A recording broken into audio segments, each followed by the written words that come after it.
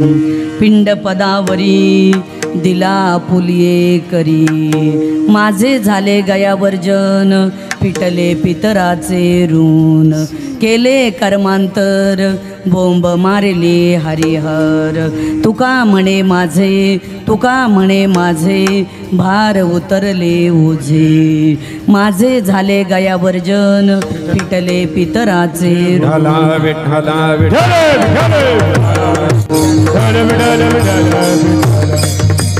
पांडुरंगा करू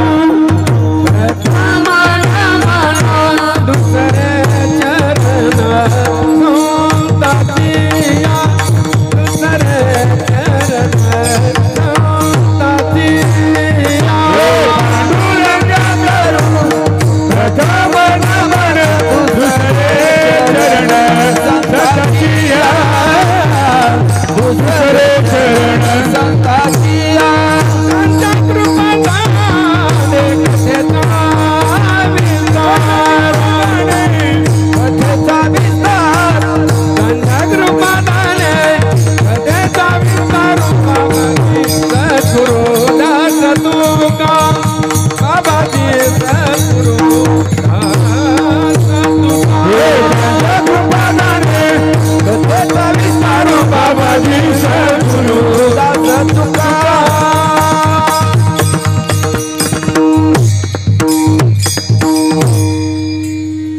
प्रस्तुत प्राप्त प्रसंगी कीर्तन रूपी सेवेकरिता घेतलेला अभंग वैराग्याचे मूर्तिमंत पुतळे, देहूचे सुप्रसिद्ध साधू, जगद्वंदनीय जगद्मान्य विश्ववंद्य महाराष्ट्रभूषण वारकरी संप्रदायाच्या कळसस्थानी शोभणारे जगद्गुरु तुकोबाराय यांचा हा 4 चरणाचा प्रथम पुण्यस्मरणाच्या निमित्ताने घेतलेला अभंग आहे। विठ्ठल विठ्ठल विठ्ठल विठ्ठल विठ्ठल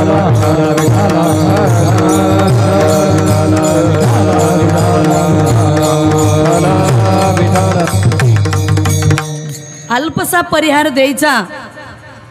आज कैलासवासी नामदेव तात्या विठोबा भाबड, माजी सरपंच चास यांच्या प्रथम पुण्यस्मरणाच्या निमित्ताने, प्रथम वर्षश्राद्धाच्या निमित्ताने हा आजचा कार्यक्रम आहे।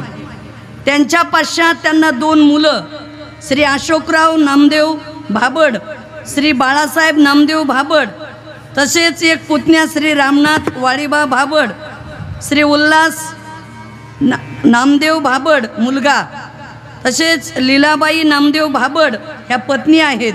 असा हा सगळा भाबड परिवार। मला आमचे बंधू श्री अशोकराव नामदेव भाबड यांनी 2-3 महिन्यापूर्वीच तारीख दिली आणि अशोक शेठ भाबड म्हणजे नेहमी या परिसरामध्ये कुठेही कीर्तन असलं तरी कायम भेटायला येतात। टी व्हीवरही आमचा कार्यक्रम पाहिला तरी आम्हाला फोन असतो, ताई मी तुमचं कीर्तन टी व्हीवर पाहिलंय। असे अशोक शेठ भाबड यांचे हे वडील। मला मगाशी बसल्यावर नानांनी सांगितलं वडिलाबद्दल। वडील या परिसराचं एक चांगलं भूषण होतं। पूर्वीच्या काळामध्ये असं असायचं की कोर्ट कचेरीमध्ये जाण्यापेक्षा असे ठराविक गावातले माणसं असायचे की ते भांडण तालुका लेवलला किंवा पोलीस स्टेशनला जाऊ देत नसायचे। तिथल्या तिथं गावामध्ये भांडण मिटवायचे। त्या प्रमुख 10-5 लोकांची जी नावं आहेत त्यामध्ये अशोक शेठच्या वडिलांचं सुद्धा एक नाव आहे। असा एक चांगलं कार्य त्यांनी सामाजिक राजकीय क्षेत्रामध्ये गावचे सरपंच म्हणून सुद्धा राहिलेले आहेत। आणि सरपंच पद हे कोणालाही भेटत नसतं। एक गोष्ट लक्षात ठेवा, आयुष्यात मान हा मागून मिळत नसतो, मान हा मागून मिळत नसतो, मानाच्या लायक बनावं लागतं, मान आपोआप मिळतो। योग्यता असेल तरच मान मिळतो। मग ते क्षेत्र कोणतंही असो, सामाजिक, राजकीय, शैक्षणिक, क्रीडा, कला आणि आपलं आध्यात्मिक गायनाचं क्षेत्र, योग्यता आहे म्हणूनच तो मान मिळाला जातो। तसं या तात्यांना गावचे सरपंच म्हणून सुद्धा सन्मान मिळाला, पण अचानक आजारामुळं ते आपल्यातून निघून गेले। हे काय मानवी जीवनाचं की अंतिम मृत्यू हा सत्य आहे, फक्त कुणी कधी जायचं हे आपल्या हातात नाही, ते परमेश्वराच्या हातात। आपली सगळी दोरी त्याच्या हातात आहे. आयुष्याचे सूत्र बिघडता भूताची उमटे कडाडता. आयुष्य संपलं की तिथं कोणाचं काही चालत नाही. म्हणून अशा या तात्यांच्या पुण्यस्मरणाच्या निमित्ताने भव्य दिव्य असा मोठा कार्यक्रम या ठिकाणी या तिन्ही भावांनी मिळून एकत्रित येऊन हा कार्यक्रम ठेवला. मला असं वाटतं अशोक शेठ, आज तुमचे वडील जिथे कुठे असतील तिथं नक्की त्यांना बरं वाटल्याशिवाय राहणार नाही स्वर्गात. तुका म्हणे पितृ आशीर्वाद देती, कल्याण इच्छिती व्हावे तया, कल्याण इच्छिती व्हावे तया, कल्याण इच्छिती व्हावे तया, कल्याण इच्छिती व्हावे तया. वा, महाराजांनी गोड प्रमाण दिलं. तुका म्हणे पितृ आशीर्वाद देती, कल्याण इच्छिती, कल्याण इच्छिती. किती कमाल आहे. पितृ म्हणजे नक्कीच आशीर्वाद दिल्याशिवाय राहत नाहीत. बघा, मुलं जर चांगली निवडली, मुलगा शिलवान जन्माला आला तर आईचं पुण्य, मुलगा उदार जन्माला आला तर बापाचं पुण्य, आणि मुलगा दानशूर जन्माला आला तर त्या कुळाचं पुण्य, वंशाचं पुण्य असतं. तसं हे भाबड कुटुंबाचं त्या वंशाचं पुण्य असेल. कुलम पवित्रम जननी कृतार्था, कुळ पवित्र लागतं, आई कृतार्था, जननी माता. कुळ, कुळाला फार मोठं महत्व आहे. पवित्रते कुळ पावन तो देश, जेथ हरीचे दास जन्म घेती. म्हणून भाबड कुटुंब हे कुळ अत्यंत पवित्र आहे. अशा या कुळामध्ये आज हे तात्या आपल्यातून गेलेत. त्याच्यामुळे सर्वच गावकरी मंडळी आलेले, आप्तेष्ट नातेवाईक, आम्ही सर्वजण अशोक शेठ आपल्या दुःखामध्ये सहभागी आहोत. विठ्ठल विठ्ठल.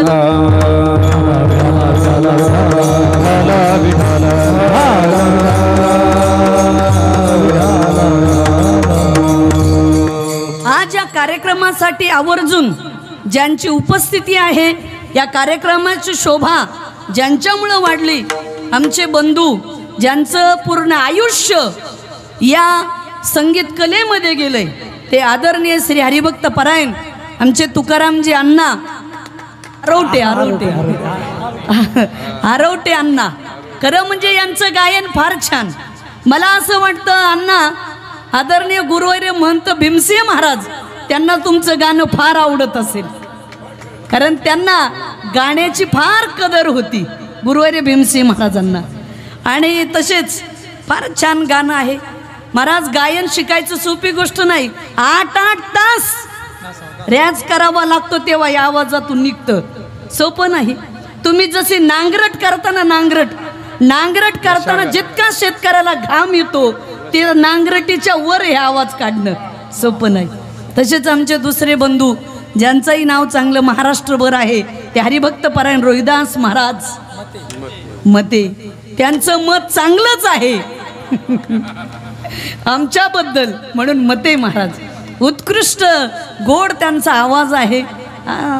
तसेच माझ्यासोबत आले श्री हरिभक्त परायण विठ्ठल महाराज सांगळे, ते सुद्धा उत्कृष्ट गायक आहेत. तर त्यांच्या वडिलापासून नारायणगडावर 40 वर्ष भगवान बाबा होते. वडील पहिल्या चालीचे मानकरी, आणि ते गेल्यानंतर हे भगवानगडाच्या पहिल्या चालीचे मानकरी आहेत सांगळे महाराज. ते उत्कृष्ट गायक आहेत.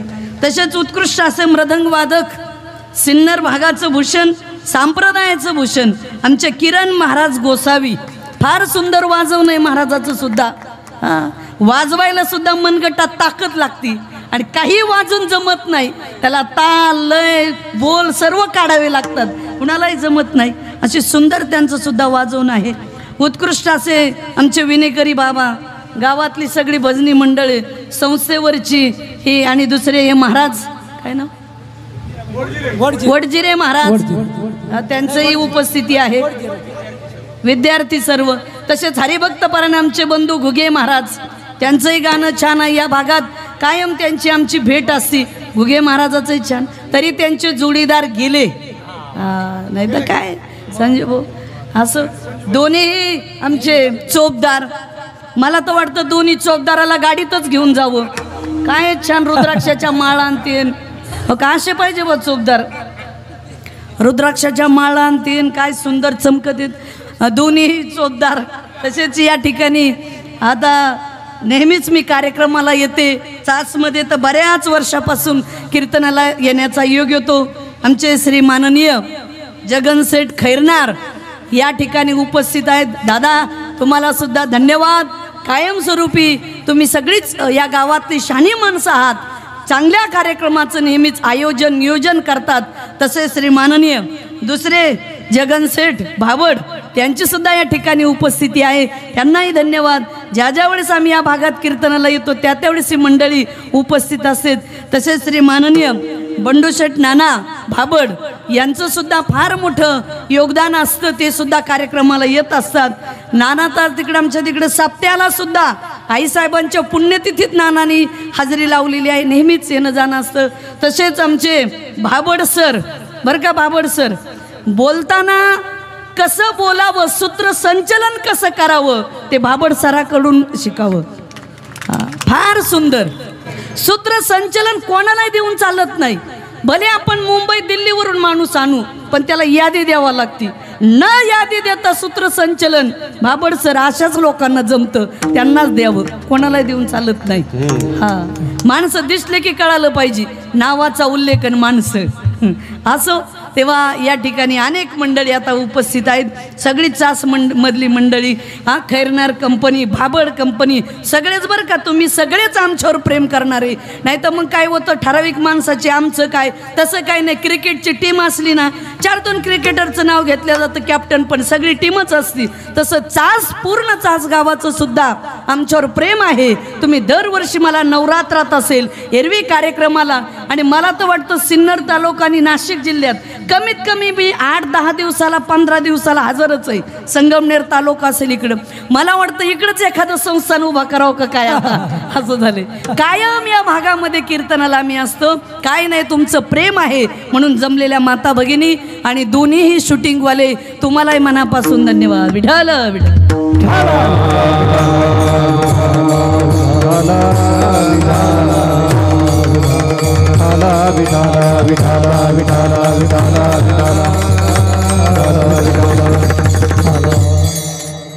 मानवी जीवनामध्ये 3 सोहळे आहेत.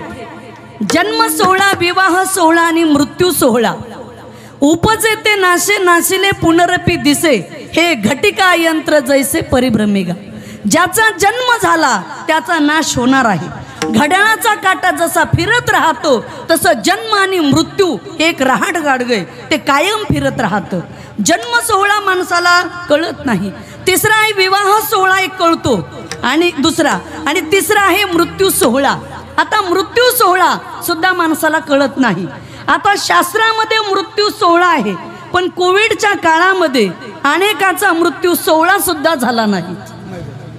कोविड झाल्यानंतर हॉस्पिटल म्हणजे शासनानेच त्यांचा अंत्यविधी त्याच भागामध्ये तिकडेच करून दिला. आपल्याला डेड बॉडी सुद्धा दिली नाही. म्हणून असा मृत्यू प्रत्येकाच्या जीवनामध्ये जो जन्माला आलाय त्याचा एके दिवशी मृत्यू होणार आहे. हे प्रत्येकाने डोक्यात ठेवायचं. आज मेला पंजा मेला बाप मसना गेला, देखत देखत ना तू पण तू कोई तैसा झाला, देखत देखत ना तू पण आज मेला पंजा मेला बाप मसना गेला, देखत देखत ना तू पण तू कोई तैसा झाला, देखत देखत ना महाराजांनी गोड प्रमाण दिलं. आजा मेला पंजा मेला बाप मसना गेला, देखत देखत नातू पंतू तोही तैसा झाला. आता या चास गावामध्ये किती जण गेले माप आहे का? आजा गेला, पंजा गेला, बाप मसना गेला, नातू पंतू सगळे, पण जमीन आहे तिथं, चास गाव आहे तिथंच. हे नाही बदलत महाराज, बदलतं ते हे सगळं. आपण संपणार आहेत. जर एके दिवशी आपल्या सर्वांना जायचंय, प्रत्येकाला माहित आहे की मृत्यू हा अंतिम सत्य आहे. जर मृत्यू सत्य आहे, हे मुसाफिर निकलना पडेगा, निकलना पड़ेगा, काया कुटी खाली करना पड़ेगा, काया कुटी खाली करना पड़ेगा, काया कुटी खाली करना पड़ेगा, काया कुटी खाली करना पड़ेगा।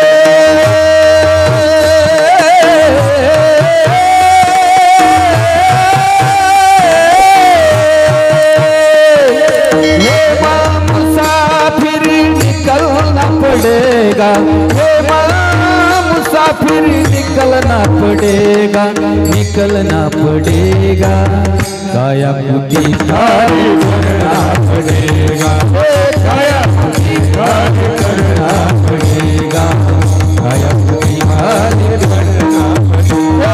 भाड़े का भुवन क्या तू संभाले, जिस दिन तुझको मालिक निकाले, जिस दिन तुझको मालिक निकाले, उसका किराया भी भरना पड़ेगा, उसका किराया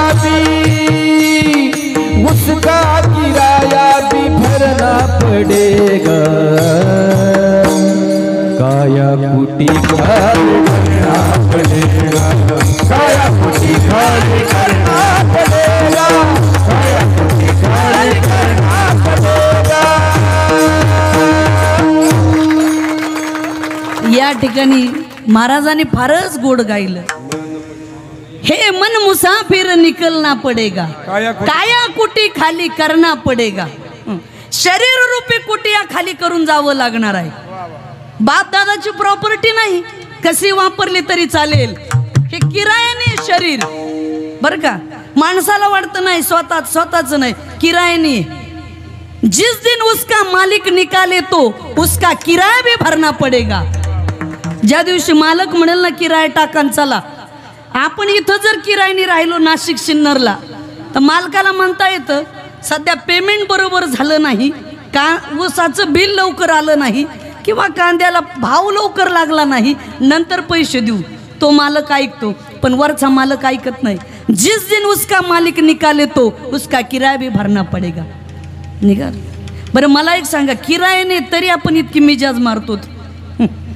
हा, मला कधी कधी वाटतं जर मृत्यू नसता तर अजून माणसाने काय केलं असतं। माणसाने माणसं खाल्ली असते महाराज। प्रत्येकाला माहिती आपल्याला मरायचंय, तरी माणसं थांबायलाच तयार नाहीत। थांबत आहेत का? जिना आहे तो भागो, मरणा आहे तो ठैरो। थांबत नाहीत। आज या ठिकाणी आमचे हरिभक्त परायण उत्तम भाऊ बोडखे यांची सुद्धा उपस्थिती लाभली बरं का। तुम्हालाही धन्यवाद।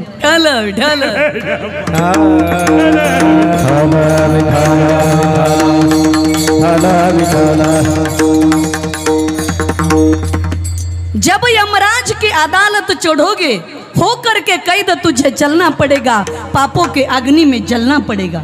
ज्यावेळेस यमराजाची स्वारी तुमच्यावर पडणार आहे, त्यावेळेस त्याच्या कैदेमध्ये तुम्हाला जावं लागणार आहे। म्हणून मृत्यू सत्य। पण आम्ही नेहमी कीर्तनात सांगत असतो रोहिदास महाराज, जर मृत्यूला वशिला असता तर श्रीमंत लोकांनी आपल्याला जगूच दिलं नसतं। हे अंबानी सारखे यांच्यासारखे बरं का, अनेक मोठे पुढारी म्हणले असते, यमराज तुला 50 कोटी देतो, पण एवढे पंचवार्षिक लढू द्याच बरं का भाऊ, असं झालं असतं। पण मृत्यूने वशिला नाही ठेवला। पावसाला आणि मृत्यूला दोन्हीला वशिला नाही। पावसाला वशिला असता तरी लोकांनी लावला असता, आपापल्या मतदारसंघात पाऊस पाडून घेतला असता। नाही तर जिल्हा परिषद सर्कल पाऊस, पॅनल टू पॅनल पाऊस। या ज्या निमोनच्या माजी सरपंच ताई यांचंही उपस्थिती लाभली। बसा, विठ्ठल विठ्ठल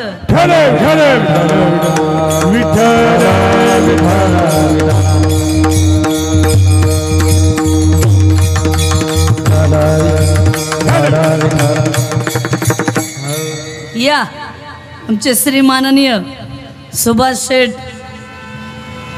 या ठिकाणी गीते साहेब आलेले आहेत। या भागामध्ये आल्यानंतर बऱ्याच वेळा संगमनेर तालुक्यात कार्यक्रमाला आलो की आम्ही गीते साहेबाकडे येत असतो, त्यांची उपस्थिती लाभली। त्यांनी मला काल परवाच फोन केला, म्हणले चासला कीर्तन आहे का, आम्ही त्या निमित्ताने येणारच आहोत. अशोक शेठचं सगळीकडे संपर्क असल्यामुळं सर्वच भागातून लोक या ठिकाणी जमलेले आहेत. विठ्ठल विठ्ठल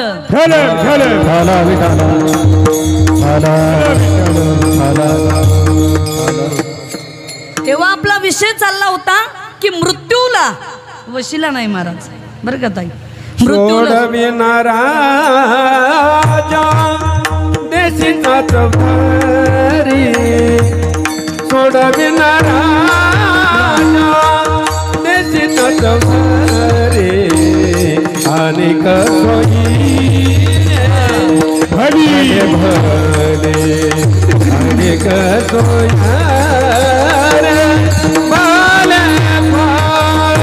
सोडविना राजा देशीचा चौधरी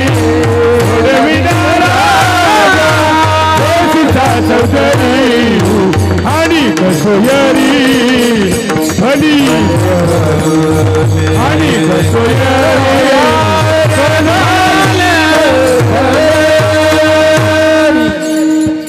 सांगळे महाराजांनी गोड प्रमाण दिलं. सोडविना राजा देशीचा चौधरी अनेक सोयरी भली भली. मृत्यूमधून तुम्हाला सोडवणारा कोणीच नाही. एखादा राजा म्हणला जवळचा असला त्यांच्या माणूस, आणि तो जर म्हणला राजा की थांब तुला मी सोडवतो मृत्यूमधून, नाही सोडू शकत. अनेक सोयरी भली भली. सोयरे किती मोठे असू द्यात, काही नाही महाराज, मृत्यूला कोणाचंच वशिला चालत नाही. देह जाणार जाणार देह जाणार जाणार देह जाणार जाणार देह जाणार जाणार देह जाणार जाणार देह जाणार जाणार देह जाणार जाणार देह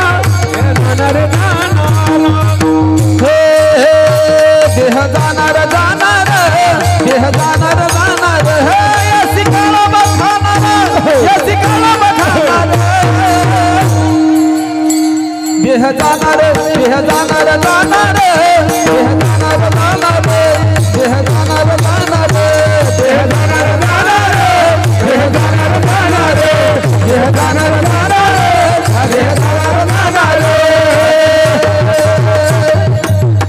वा, देह जाणार जाणार याशी काळोबा खाणार.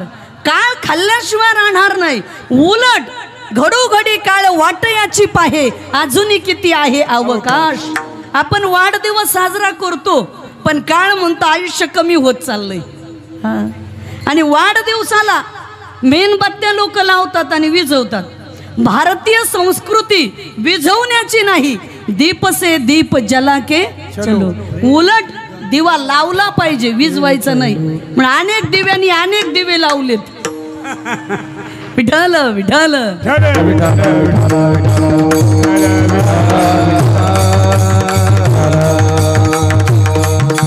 म्हणून देह आणि मृत्यू हा शेवटी जाणारा आहे. मग जर शरीर जाणार आहे तर कशासाठी एवढं करायचं. एक पाहत सावध त्यागुनी कारण सावध त्यागुनी कारण एक पाहत सावध त्यागुनी कारण सावधानगुनी कारण. आपण एक दिवस जाणारच आहेत, त्याच्यामुळे सगळ्यांनी सावध व्हायचंय. सावध. जर सावध नाही झालं तर काय आहे, मग सावध व्हा. आणि मग शरीर जर जाणार आहेत म्हणून तुकोबाराय म्हणतात शरीर जाणार आहे. जर शरीर जाणार आहे तर आम्ही ते भगवंताला समर्पित केलं पाहिजे. कारण का, जर भगवंताला आपण देह नाही समर्पित केला तर जीवनाचं काय सार्थक आहे. म्हणून सांगितलं की जन्म सोहळा, विवाह सोहळा आणि मृत्यू सोहळा. काय नाही, माणूस वारल्याच्या नंतर अंत्यविधी, दुसऱ्या तिसऱ्या दिवशी सावडणं, 10वा 13वा 14वा आणि आज हे वर्ष श्राद्ध. जीवाचे सगळे कार्यक्रम संपले. आता बसा साहेब, या बसा. तेव्हा पिंडदान, वर्ष श्राद्ध म्हटलं की पिंडदान. आता या पिंडदानाचं काय महत्व आहे. महाभारतामध्ये पिंडदान केलं, रामायणामध्ये सुद्धा पिंडदान केलं. ज्यावेळेस राजा दशरथजी वारले आणि राम लक्ष्मण सीता माता वनवासामध्ये होते, वनवासात असताना रामाला कळालं आपले वडील गेले, मग पिंडदान करायचं. गंगेच्या नदीच्या तीरावर प्रभू रामचंद्र लक्ष्मणजी आणि सीताजी आलेत. ठरवलं पिंडदान करायचं, पण काहीतरी वस्तू कमी पडल्या म्हणून राम लक्ष्मण वस्तू आणायला गेले. तेवढ्यामध्ये नदीतून हात वरती आला राजा दशरथाचा आणि माझी वेळ झाली, मला पिंडदान द्या. त्यावेळेस सीतेने राजा दशरथाचं पिंडदान केलं. बघा, माणसं पाठीमागं जाऊन फिरत नाहीत. अजूनही माणसं काय म्हणतात, पिंडदान करायचं म्हटलं, बापाला पाणी पाजायचं म्हटलं की मुलगा पाहिजे. जर राजा दशरथाचं देवाच्या बापाचं पिंडदान जर सुनेने केलं तर कशासाठी मुलगा आणि मुलगी? विचार करा ना. कधीतरी सिंहावलोकन करा. काय होतं, आयुष्यात आपलं वाचन कमी पडतं, अभ्यास कमी पडतो आणि मग आपण बोलत राहतो. पाहुणे ग्रंथ करावे कीर्तन. थोडस ग्रंथ पाहून जर केलं ना तर मला वाटतं थोडस बरं राहील. विचार करून बोलणं, अभ्यास करून बोलणं वेगळं आणि ऐकून बोलणं वेगळं. फक्त मोबाईलवर एखाद्याचं ऐकणं बोलणं, ऐकून चाली म्हणणं वेगळं पिक्चरच्या, आणि खरं गाऊन गाणं हे वेगळं. ओरिजिनल असावा, डुप्लिकेट नसावं. आणि एक सांगू का, माणसाने जीवनात कुणाचीच कॉपी करू नका. कॉफी कधी पकडल्या जाती, कसंही असो, तुमचं जर तुमच्याच भाषेत असेल ना तर लोकाला पचल्याशिवाय राहत नाही. तुमच्याच याच्यात असावं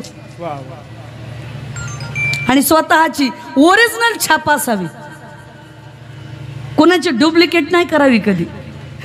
मग कोणतंही क्षेत्र असू द्या, मी आहे असं आहे. आणि तुम्हाला एक सांगू का, माणसाने जसं आहे तसं समाजात जावं, उगीच आव आणू नाही. काही काय माणसं डुप्लिकेट, वरून दुसती आतून कुस्ती. गाडीत एकाच्या, प्रचार एकाचा, मतदान एकाला, दारू एकाची. विचारलं तुम्ही कोणाचे, ते म्हणतात तस काय नाही, पाणी तेरा रंग कैसा जिसमें मिले वैसा. आता काही खरं राहिलंय का? सगळं डुप्लिकेट. माणसं सगळी गर्दी तुमच्या बरोबर दिसती आणि मतदान पेटीत पाहिलं कसं काय झालं, इथं आपल्याच बरोबर होते. काही नाही सध्या, लोकांचं काही खरंच राहिलेलं नाही सध्या. काय विचार करू नका त्या बाबतीत. विठ्ठल विठ्ठल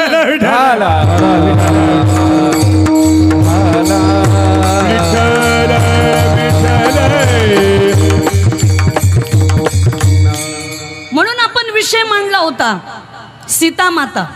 त्यांनी पिंडदान केलं आणि मग प्रभू रामचंद्र आणि लक्ष्मणजी आले. प्रभूने विचारलं, सीते पिंडदानाचं काय? त्यावेळेस सीतेने सांगितलं, प्रभू मी आताच पिंडदान केलं. पण प्रभू रामचंद्र म्हणले, सीते तू पिंडदान केलं याला साक्षीदार कोण? मला हे काय तुळशी माता आहे तिला विचारा. तुळशीला विचारलं, तुळशी मी पिंडदान केलं का नाही? तुळशी माता म्हणली, मी नाही पाहिलं पिंडदान केलेलं. मग सीतेनं शाप दिला, म्हणले खोटं बोलतीस, कुठेही घाण जागेवर उगवशील. म्हणून बघा, तुळस उकिरड्यावर रोडच्या कडेला कुठेही उगवते. चांगल्या जागेवर तिला एवढं तेज येत नाही जेवढं घाण जागेवर येतं तुळशीला. तिथं दुसरी होती गोमाता.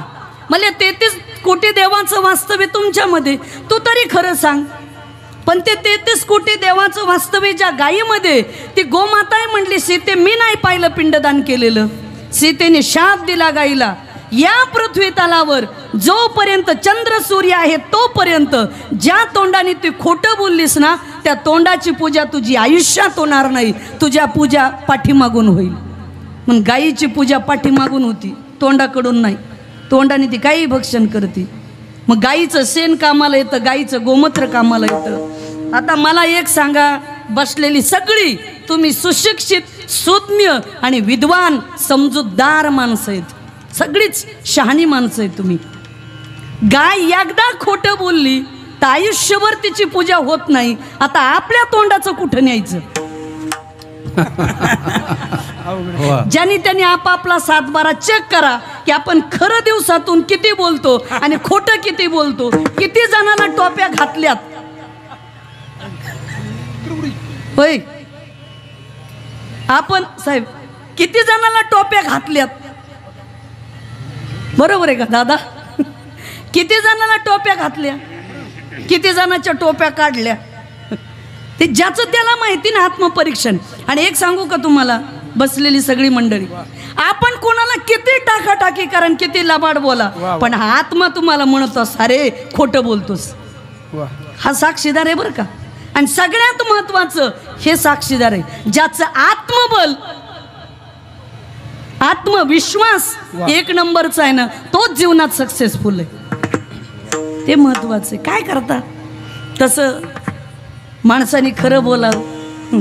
संत भगवान बाबांनी आशीर्वाद दिला तर कल्याण होत होतं. वामन भाऊ महाराजांनी शाप दिला तर वाटोळं होत होतं. नगद नारायण महाराज कल्याण होत होतं. आशीर्वाद का साधूनी आशीर्वाद शाप दिला तरी लागत होता. आता आपलं शिव्याही लागत नाही ना आशीर्वादही लागत नाही. का तर आपली जीभ काही बोलून बोलून बोथट झाली. अनंत वाचाळ बरळती बरळ त्या कैसेनी गोपाळ पावे. आपल्या जिभेमध्ये चांगलं बोलत नाही आपण. तुम्हाला सांगू या वाणीचं सुद्धा तप असतं बरं का. बोले तैसा चाले त्याची वंदावी पाऊले.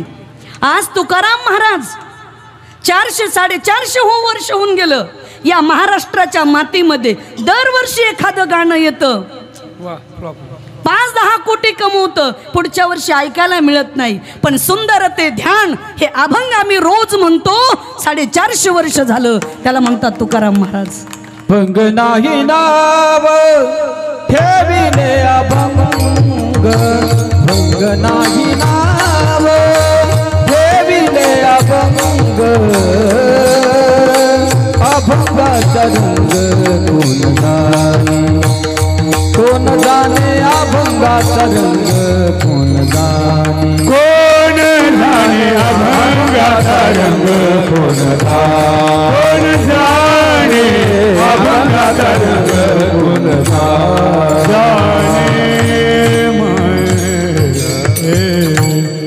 अभंगाचा रंग कोण जाणे, कोण जाणू शकतो. अभंग कधी भंगत नाहीत. आणि संतांची वचनं या जगामध्ये कधीच खोटी होऊ शकत नाहीत. त्रिकाला बाधित ते सत्य आहेत. कालही सत्य, आजही सत्य, उद्याही सत्य. त्याच्यात काही बदल होणार नाही. तसं साच आणि मवाळ, मितले आणि रसाळ, शब्द जैसे कल्होळ अमृताचे. खरं बोला, गोड बोला, थोडं बोला, पण चांगलं बोला. बोला ऐसे बोले जेने बोले विठ्ठल डोले, असं बोला. वाणी आणि पाणी ते वचन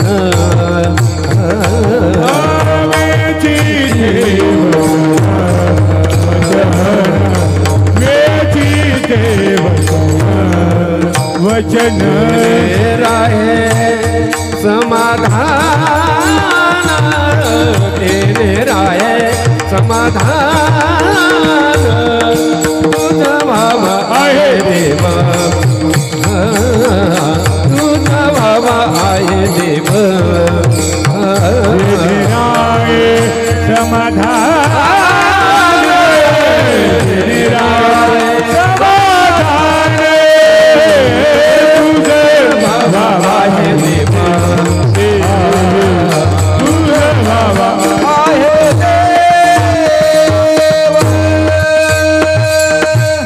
वेचिते वचन असं बोला. जर तुम्हाला देव हवा असेल ना तर चांगलं बोला. ईश्वर कल्याण केल्याशिवाय राहणार नाही. वाणी आणि पाणी जपून वापरायची. गाडी, पैसा, गड्डी, नाणे वय. अच्छा अच्छा, बरोबर आहे. हा पाणी नाणी, बरोबर आहे तुमचं. ते पण जपून वापरलं पाहिजे. बरोबर आहे हो. आमच्या कुठं डोक्यात येते. तुमचा हिशोब पक्का आहे. माल भरपूर दिसतोय काय की. पाणी वाणी नाणी, हा बरोबर आहे, खरं आहे. नाणे म्हणजे पैसा.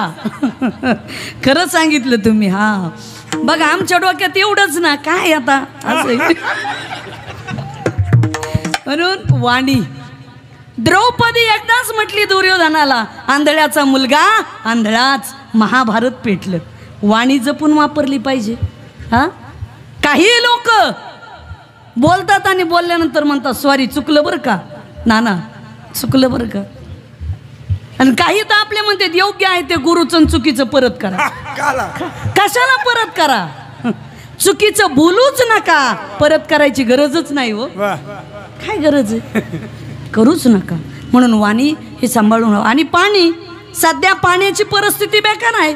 त्या दिवशी गीते साहेब म्हणले संगमनेरला म्हणले झाडाला न्यायला पाणी घालता घालता 1-1.5 लाख रुपये गेले पैसे. पण पाणी, म्हणून पाणी अडवा, पाणी जिरवा, बांध बंदिस्त करा, हे की नाही. एकमेकाची नका जिरू. पाणी जमिनीत जिरवा, झाडे लावावी, जलाशय निर्मावी, है की नाही, नगर वसवावीत. कशासाठी? हे माऊलींनी 750 वर्षापूर्वी ज्ञानेश्वरी सांगितले. शेत तलाव असावा, बांध बंदिस्त असावा, हे त्यांनी संतांची वचन आहेत. म्हणून वाणी. तसं गाय, त्या ठिकाणी पुन्हा वाहणारी गया होती. त्या गयाला विचारलं, त्रिवेणी संगम आपल्या सर्वांना माहिती, आणि मातृगया, पितृगया, आपण गेला असाल तिकडं, ती गया. त्या गयेला विचारलं तेव्हा गया म्हणली, सीते मी नाही पाहिलं पिंडदान केलेलं. तिला शाप दिला सीतेने, म्हणली तुझं पाणी वरून कधीच वाहणार नाही. म्हणून गुप्त गया, वाळूच्या खालून पाणी वाहतं. आणि विधी करायचं असेल तर वाळू उकरावी लागते, विधी करावा लागतो. ते पाणी पुन्हा झाकून टाकावं लागतं. जर ते काही तास तसंच राहिलं तर आजही त्या पाण्यात किडे पडतात. हे ठरलेलं आहे, तुम्ही जाऊन बघा, आजही तो चमत्कार आहे. तिथं पुन्हा गया होती, गया नदी. तिचंही सांगितलं. आणि वडाचं झाड होतं 5वं. वडाच्या झाडाला विचारलं की तुम्ही तरी, मग तेव्हा वडाचं झाड ते खरं बोलले. नाही हो सीते मी पाहिलं, सीतेने पिंडदान केलं, सीतेने आशीर्वाद दिला, म्हणले कायमस्वरूपी तू सावली देशील. म्हणून पहा, कोणत्याही झाडाचा पाने गळतात, पण फक्त वडाचं झाड असं आहे की त्याची पानं पूर्ण कधीच गळत नाहीत. म्हणून आम्हाला शाळेमध्ये कविता होती लहानपणी, बाप्पाजी माझा वड, बाप्पाजी माझा वड, माय माझी फुलं जाई, दोघांच्या सावलीची काय सांगू बडे जाई. बाप म्हणजे वडाचं झाड आणि आई म्हणजे फुलजाई. कुठल्याही झाडाखाली बसा, झळायला लागतात, पण वडाच्या झाडाखाली बसा, अजिबात झळायला लागत नाही. तसं बाप रूपी वडाच्या झाडाखाली बसा, आयुष्यात ऊन लागत नाही. ज्यांच्या जीवनामध्ये बाप गेला ना, ऊन लागल्याशिवाय राहत नाही. म्हणून बापाचं महत्त्व एवढं मोठं आहे. तसं पिंडदान सांगितलं तुम्हाला. पण आमचे तुकोबराय म्हणतात की बाकीचं सोडा हो, बाकीच्या याचा पिंड वेगळा, पण मी शरीर रूपी पिंडच भगवंताला समर्पित केला. बोला. पिंड पदावरी, पिंड पदावरी, पिंड पदावरी, पिंड पदावरी, पिंड पदावरी, पिंड पदावरी, पिंड पदावरी, पिंड पदावरी, पिंड पदावरी, पिंड पदावरी, पिंड पदावरी, पिंड पदावरी, पिंड पदावरी, पिंड पदावरी.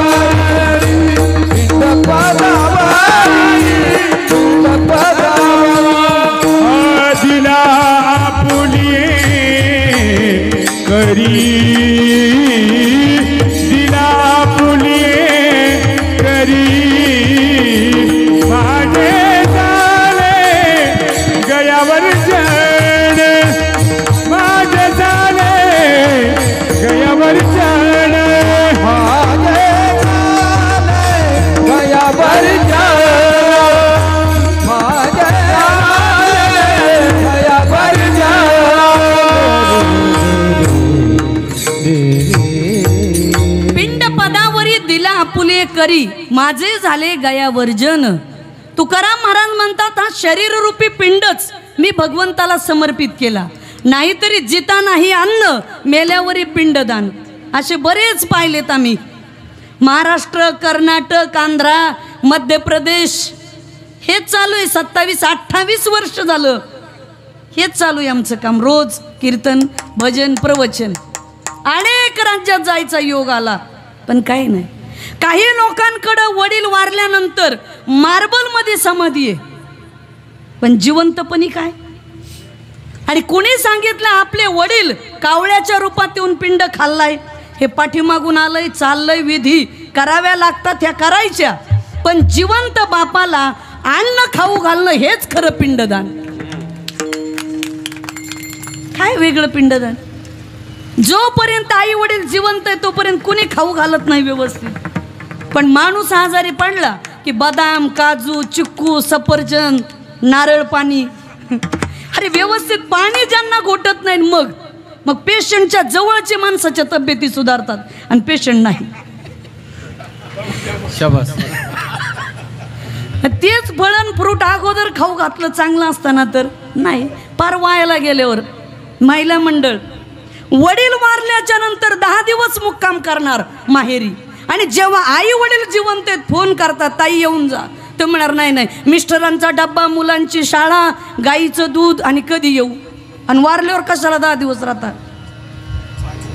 माता माऊल्यांनो, वारल्यावर 10 दिवस राहण्यापेक्षा आई वडील जिवंत आहे ना, वेळेत वेळ काढा आणि आई बापासाठी 2 दिवस जा, भेटा. हे खरं भेट नाही.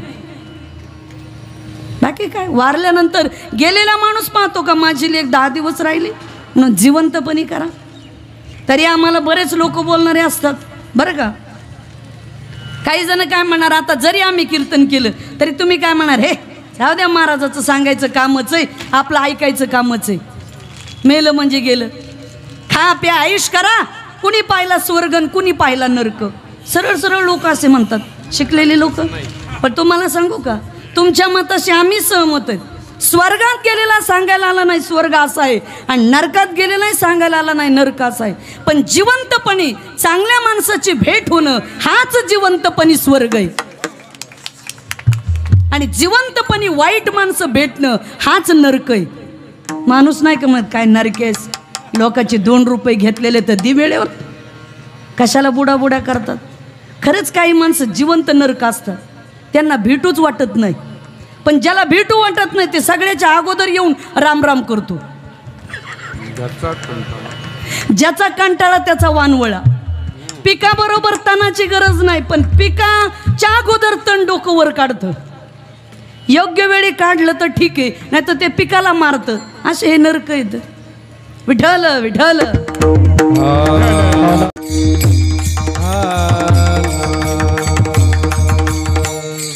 म्हणून पिंडाचं महत्व सांगितलं.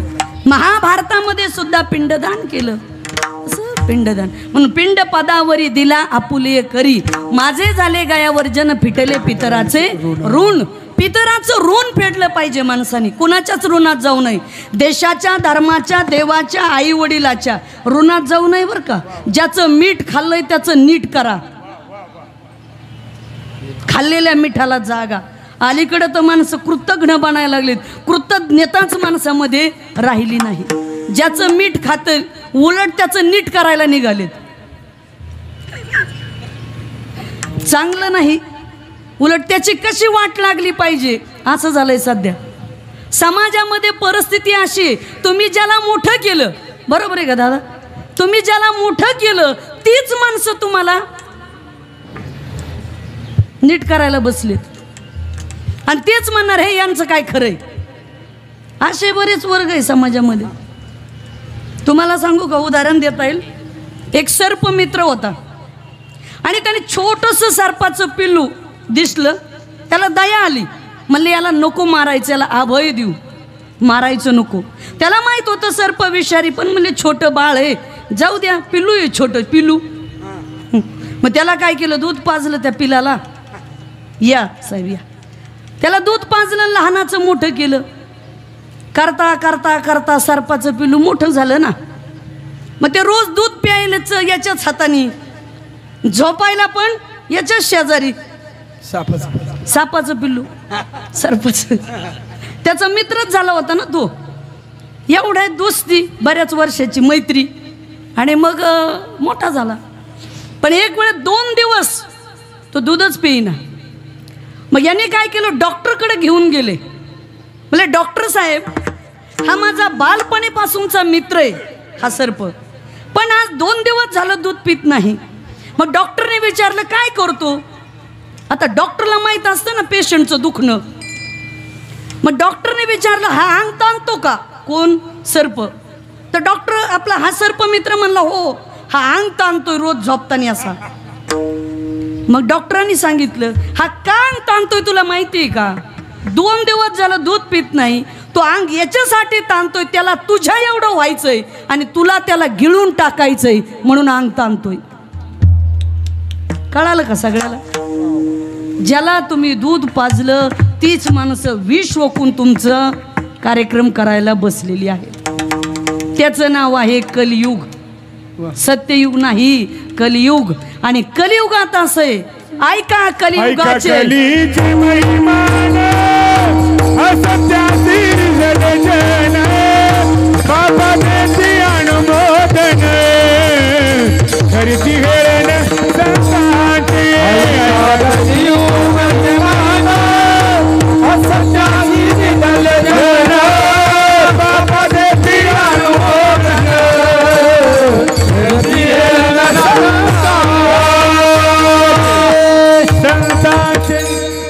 कलियुगाचे महिमान असत्यासी रिजले जन पापात येते अनुमोदन करीती हेळन संतांचे. हे कलियुगामध्ये असं होणारच आहे. असत्यासी रिजले जन, जिकडे लबाडी का तिकडे जास्त गर्दी होणार. आणि ज्याला लबाडी करून सगळ्यात मोठं होता येतं तो सगळ्यात मोठा ठरणार. हे कलियुगाचं सांगितलं. पापात येते अनुमोदन, जिकडं पाप आहे तिकडं जास्त अनुमोदन देणार, त्यांचंच खरं. आणि करीती हेळन संताचे. एखाद्या गावात सज्जन माणूस असला नाही नाही हे त्याला काय अक्कल आहे का, त्याचा मेंदू खराब आहे, वर समजला रिकामा आहे, जिथं असं लागतंय. काय करता? आजची ही सामाजिक परिस्थिती अशी झालेली आहे.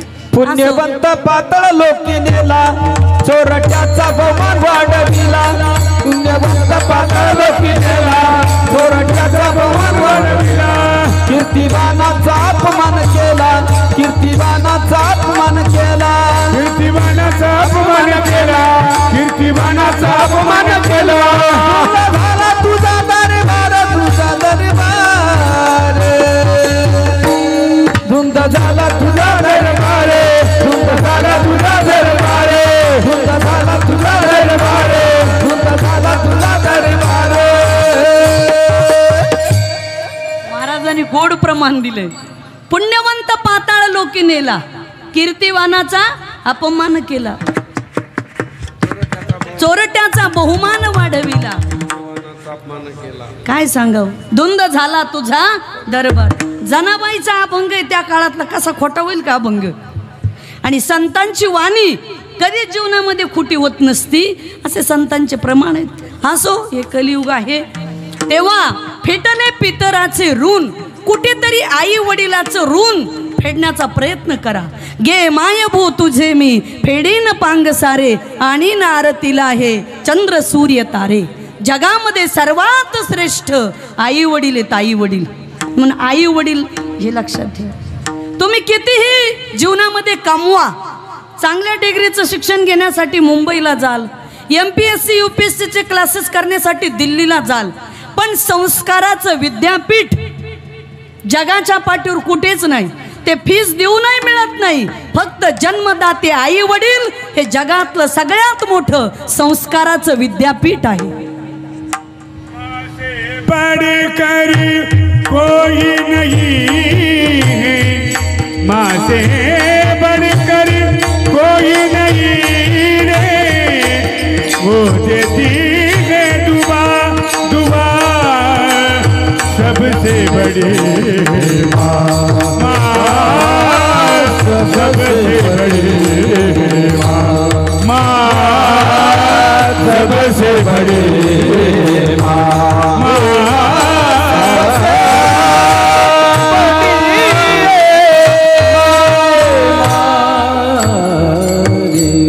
सबसे बड़ी है माँ, माँ से बढ़कर कोई नहीं. या जगामध्ये सर्वात श्रेष्ठ आई आणि वडील आहेत, त्याच्यापेक्षा जगामध्ये कुणीच मोठं नाही. डॉक्टर बाबासाहेब आंबेडकर ज्यांनी आपल्या या देशाचं संविधान लिहिलं, जय जवान जय किसान जय संविधान. आताच डॉक्टर बाबासाहेब आंबेडकरांची जयंती झाली. 10वीची परीक्षा होती आणि तालुक्याच्या ठिकाणी डॉक्टर बाबासाहेब आंबेडकर आणि त्यांचे वडील परीक्षेसाठी गेले. डॉक्टर बाबासाहेब आंबेडकर सकाळी 10-11ला पेपरला जात असतील आणि दुपारी 2-3 वाजता परत यायचे. आल्याच्या नंतर डॉक्टर बाबासाहेब आंबेडकरांचे वडील आंबेडकरांना जेवायला वाढायचे, जेवा. आणि मग आंबेडकर वडिलांना म्हणायचे, बाबा तुमचं जेवण. आंबेडकर म्हणायचे, नाही तुम्ही जेवून घ्या, मी नंतर जेवतो. पहिल्या दिवशी तेच. दुसऱ्या दिवशी पुन्हा आंबेडकर पेपरवरून आलेत, पुन्हा आंबेडकर जेवा. वडिलाला हे म्हणत आहेत, बाबा तुमचं जेवण, मी नंतर जेवेन. पुन्हा तिसऱ्या दिवशी, बाबा तुमचं जेवण, नाही तुम्ही जेवून घ्या, मी नंतर जेवेन. पण आंबेडकरांनी जेव्हा टोपल्यात पाहिलं, अन्नाचा कण नव्हता, अन्नाचा कण. त्यावेळेस डॉक्टर बाबासाहेब आंबेडकर म्हणतात, बाबा आज 3 दिवस झालं तुम्ही मला जीव घालता आणि तुम्ही उपवाशी राहता, तुम्ही जेवत नाहीत. तेव्हा डॉक्टर बाबासाहेब आंबेडकरांच्या वडिलाचे म्हणजे उत्तर आहे वडिलाचं, भीमराव मला पोटाची भूक नाही, तुम्ही शिका, तुम्ही मोठा व्हा, म्हणजे माझं पोट भरेल. महाराज याला म्हणतात वडील, हो याला म्हणतात वडील. असे वडील लागतात. आणि तुम्हाला सांग का, माणसं असे घडत नाही, तो ज्याच्या पोटाला चिमटा बसतो ना तीच माणसं मोठी होतात. फार राजाची माणसं मोठी होत नाहीत, त्याला चिमटा बसलेले लागतात. कुठंतरी गरिबी ज्याला टोचती ना, लहानपणी चप्पल मिळाली नाही, 5-10 किलोमीटर पायी जाऊन शाळा केली, तीच माणसं जमिनीवर आहेत आणि तीच माणसं काहीतरी करू शकतात. आज काही माणसं म्हणतात, आमचे अशोकराव म्हणले मग शेठ की आमचे वडील फार गरिबीतून आले, आमची परिस्थिती गरीब होती. जी माणसं गरिबीतून येतात ना तीच माणसं मोठी होतात. देशभक्ताचा, संतांचा, सगळ्यांचा इतिहास पहा, सगळे गरिबीतून आलेत म्हणून ते मोठे झालेत. गरिबी ज्याला सलती ना ती माणसं मोठी होतात, कुणी होत नाही मोठं. विठ्ठल विठ्ठल.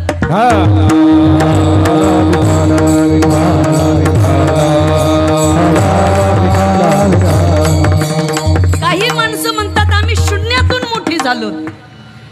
अंक किती मोठा असू द्या, शून्याशिवाय अंकाला किंमतच नाही महाराज. शून्यच मोठा आहे महाराज. शून्य जीवनामध्ये मोठा करतो. तुम्ही असाल आम्ही असाल, आपण गरिबीतूनच आलेली माणसं, पण आपल्याला त्या शून्यानीच मोठं केलंय. ज्ञानोबा आहे, तुकोबा आहे, यांच्या नावामुळे आपण मोठी झालो. त्यांचे उपकार आहेत आपल्यावर. आपण गंध लावतो महाराज, समाज आपली पूजा करतो, पूजा कर. आजही बघा वारकरी संप्रदायातलं, या महाराष्ट्राच्या आणि देशाच्या मातीतलं एवढंच क्षेत्र आहे महाराज, एवढंच क्षेत्र आहे. पाया पडून दक्षिणा दिल्या जाती आदराने, ते एवढंच क्षेत्र आहे. म्हणून परमार्थ करा, व प्रामाणिकपणे करा. आजही लोक डोक्यावर घेऊन नाचतात तुम्हाला, तळ हातातल्या फोडासारखं तुम्हा आम्हाला सांभाळतात. फक्त एक सांगू का, परमार्थ करताना एकच जीवनात पथ्य पाळायचे.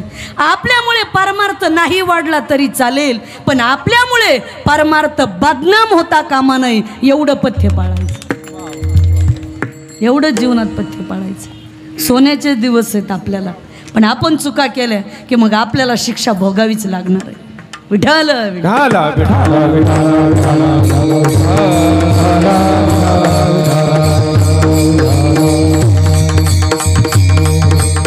म्हणून आई वडील संस्कार महत्वाचे, काही जरी असलं तरी आई वडिलाचे. सकळ तीर्थाचे धुरे जे का माता पितरे, धन्य धन्य जयचे कुशी ज्ञानदेव जन्मले. काय कुशी, कुशी पवित्र होती ज्ञानेश्वर महाराजांच्या आईची, म्हणून ज्ञानोबारायसारखं रत्न जन्माला आलं. छत्रपती शिवाजी महाराज यांच्या मातोश्री राष्ट्रमाता राजमाता जिजाऊ मासाहेबांची कुशी पवित्र होती, म्हणून छत्रपती शिवाजी महाराजांसारखं रत्न जन्माला आलं, म्हणून स्वराज्य उभा राहिलं. कुशी चांगली असली ना, त्या मुशीत चांगली माणसं जन्माला येतात. म्हणून आम्ही कायम सांगत असतो, पीक चांगलं आणायचं असेल ना, जमीनच चांगली लागते. जमीन कसदार पाहिजे. भूमीचे मार्दव सांगे कुंभाचे लवलव. ज्ञानेश्वरीत ओवी आहे. भूमीत जर मर्दपणा असेल ना, तर आलेल्या कोंभावरून कळतं. माळरानावरची जमीन आणि गावखारची जमीन फरक आहे. माळरानावरच्या जमिनीचं पीक बरोबर येत नाही, पुढे पाणी दिलं की पाठीमागं जमीन सुकलीच, काडावर छोटं छोटं उतारही कमी, पण गावखारची जमीन दमदार असते. एकदा पाणी दिलं 15 दिवस नाही पाणी दिलं तरी चालतं आणि पिकही दमदार, उतारही भरपूर. आता मला सांगा, सोयाबीनचं पीक 3-4 महिन्याच्या आतलं, कपाशीचं 6 महिन्याच्या आतलं, ऊसाचं 12 महिन्याच्या आतलं. आता 12 महिन्याच्या आत घेणाऱ्या पिकाला जमीन चांगली लागते, तर कोणाचं 20 वर्ष, 40, 50, 80, 100 वर्षाचं पीक घेण्यासाठी आई रूपी जमीन किती कसदार लागत असेल, तेव्हा तुमच्या माझ्या सहित हे पीक चांगलं जन्माला येतं. तसं येत नाही म्हणायचं. म्हणून बीज चांगलं लागतं. शुद्ध बीजा पोटी पोटी, शुद्ध बीजा पोटी पोटी, शुद्ध बीजा पोटी पोटी, शुद्ध बीजा पोटी. भले रसाळा लोमटी, भले रसाळा लोमटी, मुखी अमृताची वाणी, मुखी अमृताची वाणी, अमृताची वाणी. शुद्ध बीजापोटी फळे रसाळ गोमटी. तुकाराम महाराज म्हणतात बीज शुद्ध लागतं, फळ चांगलं येतं. आता ते बीज म्हणतात आणि आपल्या भाषेत त्याचं नाव आहे बी. आता आमच्या तिकडं बीड जिल्ह्यात सोयाबीनचं बी पेरलं, उगवलंच नाही पहिल्यांदा, म्हणले बीज खोटं लागलं. दुसऱ्यांदा उगवलंच नाही, तिसऱ्यांदा पेरल्यावर उगवलं. काय खोटं लागलं हो? बी. पण मला काय म्हणायचंय, आता तुम्हाला कांद्याचं बी खोटं लागलं, सोयाबीनचं बी इकडं जास्त कांदे आहेत, आहे का नाही, टोमॅटो व्यवस्थित आले, बी खोटं लागलं, बरोबर नाही आलं. बरं मला काय म्हणायचंय, ते बी खोटं लागलं तर आपण डबल टिबल पेरू, पण हे बी खोटं लागल्यावर हे बी फार वाईट आहे ना.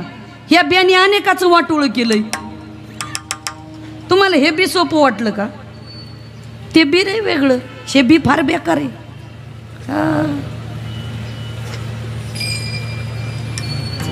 बियाणे वेगवेगळ्या कंपनीचा माल आहे. ओरिजिनल वेगळं, संकरित वेगळं, फार अवघड आहे. जगन सेठ फार अवघड आहे या ब्याचं. तुम्हाला ओरिजिनल कीर्तन सांगितलंय बरं का आज, ओरिजिनल जरा खरं कीर्तन सांगितलंय. खरं बी चांगलं पाहिजे, बी काही नाही. आणि अजून त्याच्या पुढे जाऊन या आमचे भाऊसाहेब आलेत, त्यांनाही धन्यवाद. दादा बसा, तुम्हालाही धन्यवाद. सोनूशवरून आली ती मंडळी. आणि नांदूर शिंगोटेकर आमचे दादा, तुम्ही पलीकडे बसलात, तुम्हालाही धन्यवाद. बसा ताई या. आपलं काय चाललं होतं? बी. हां बी.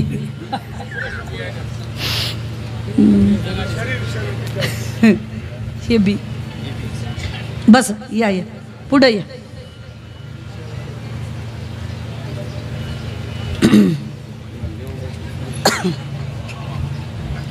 बस दादा बस बस. बियावर आपण बोलत होतो आणि तुम्हाला सांगू का, ते तुमच्या रक्तातच पाहिजे बरं का, असं नाही. चांगुलपणा आणि वाईट ही गुणवत्ता ब्लडमध्येच आहे. तुम्ही आता कुठं डॉक्टरकडे जर गेलात, तब्येत खराब झाली तर डॉक्टर पहिलं काय करतात, ब्लड टेस्ट करा. मग ब्लडमध्ये कळतं चिकनगुन्या, पांढऱ्या पेशी वाढल्या, लाल पेशी वाढल्या, टायफॉइड झाला, कावीळमध्ये दारू पिले, वरच जाणार तुम्ही, जिवंत राहणारच नाहीत. पण कावीळ झालं तरी दारू प्याला तर मग मरणारच आहेत ना. मारा, कोणाच्या बापाचं काय जायचंय. पण थोडंसं आवरा ना दारूला बी. व्यसन, मुंबईची फॅशन, महाराष्ट्र शासन, ऋषिकेशचा मोसम कधी बदलेल काही सांगता येत नाही. म्हणून थोडे जागेवर या, व्यसन करू नका. आम्ही नेहमी सांगतो व्यसन करू नका, व्यसन करू नका. लोक ऐकत नाहीत, काय होणार आहे. अनेकाला म्हणलं माळी घाला, चांगलं खा, कशाला हे खाता असं तसं. हां, मला एक जण म्हणला ताई तसं कसं म्हणता, आता महाराष्ट्रातलं सर्वात नंबर 1चं जेवण म्हणजे पुरणपोळी. म्हणलं पुरणपोळी खा. मला ती व्यक्ती म्हणली, ताई 1000 पोळीन एकच नळी. काय बोलावं आता, काय सांगत आमच्यासारख्याने कीर्तन, तुम्ही तरी काय ऐकवत. अनेकाच्या घरी आम्ही जातो, काय काही ठिकाणी असलं, या मुंडे साहेब बसा. मग डीपी आवड माझी ओळख आहे डीपी आवड साहेबाची. हा बसा बसा. ते नेहमी मुंडे साहेबाच्या आठवणी फार सांगत असतात. त्यांच्या मी घरी जाऊन आलो, मोठा रुबाब होता साहेब. आता काय बसा. कमरेला पिस्तूल लावून नोकरी केली त्यांनी. हा सेवानिवृत्त झाले आता. असो, तेव्हा आपला विषय चालला होता की तसं ब्लड. तुम्हाला सांगू का, महाभारतामध्ये ज्यावेळेस द्रौपदीचं वस्त्रहरण झालं तेव्हा गांधारी तिथे येते. तिथं सर्व विद्वान होते बरं का, तुमच्यासारखेच म्हणजे आपल्यासारखे. भीष्माचार्य, द्रोणाचार्य, कृपाचार्य, दृष्टद्युम्न, अंगराज, कर्ण, 100 कौरव, नकुल, सहदेव, युधिष्ठिर, भीम, अर्जुन सर्वच होते. आणि तिथं द्रौपदीच्या अंगावरचं वस्त्रहरण करण्याचा प्रकार घडला. त्यावेळेस तिथं गांधारी आली आणि गांधारी म्हणती, बरोबर आहे, चूक माझीच झाली. ज्यावेळेस दुर्योधन जन्माला आला तेव्हाच विदुर काकांनी सांगितलं होतं की याला मारून टाका. का म्हणले, वाईट बी जन्माला आलंय. बरं का, मुद्दा घा लक्षात ठेवा. बी वाईट जन्माला आलं. कोण म्हणते, गांधारी जन्मदाते आईला पश्चाताप झाला. म्हणले चूक माझीच झाली. हे जेव्हा जन्माला आलं, या डोमाडे सरपंच या, तेव्हा जेव्हा जन्माला आलं दुर्योधन, त्याच वेळेस विदुर काका म्हणले, गांधारी याला मारून टाक, हे वाटोळं केल्याशिवाय राहणार नाही. आणि ते जिवंत राहिला दुर्योधन, त्याच्यामुळे एवढं वाटोळं झालं. तसं वाईट माणसं हे अनेकाचं वाटोळं केल्याशिवाय राहत नाहीत. म्हणून वाईट नसावं, चांगली असावं. म्हणून ब्लडमध्येच इमानदारी, प्रामाणिकपणा, लबाडी हे तुमच्या रक्तातच असते. म्हणून आम्ही रक्ताबद्दल नेहमी बोलतो. जेव्हा रक्त रक्तावर उलटतं, जेव्हा रक्त रक्तावर उलटतं तेव्हा महाभारत घडतं. आणि जेव्हा रक्त रक्ताशी प्रामाणिक राहतं तेव्हा रामायण घडतं. म्हणून आम्हाला रामायणाची गरज आहे, महाभारत नाही. रामायणाचं आदर्श जीवन हे रामाचं आहे. मर्यादा पुरुषोत्तम परमात्मा, एक वचनी, एक बाणी, एक पत्नी, असं रामाचं जीवन आहे. पण हिंदू धर्माचा सगळ्यात मोठा विजय गेल्या 22 जानेवारीला राम मंदिर उभा राहिलं, हा सगळ्यात मोठा विजय. काही म्हणा, रामाने 14 वर्ष वनवास काढला, पण राम मंदिर व्हायला 500 वर्ष लागले, पण विजय झाला. आणि राम मंदिर बनलं महाराज. खूप सुंदर राम मंदिर बनलं. हा, बन गया है मंदिर, टाळ्या वाजवा. कसम तुम्हारी राम प्राण से प्यारा है, अब सबरी का राम बन गया है मंदिर, बन गया है मंदिर, बनाया है मंदिर, बनाया है मंदिर.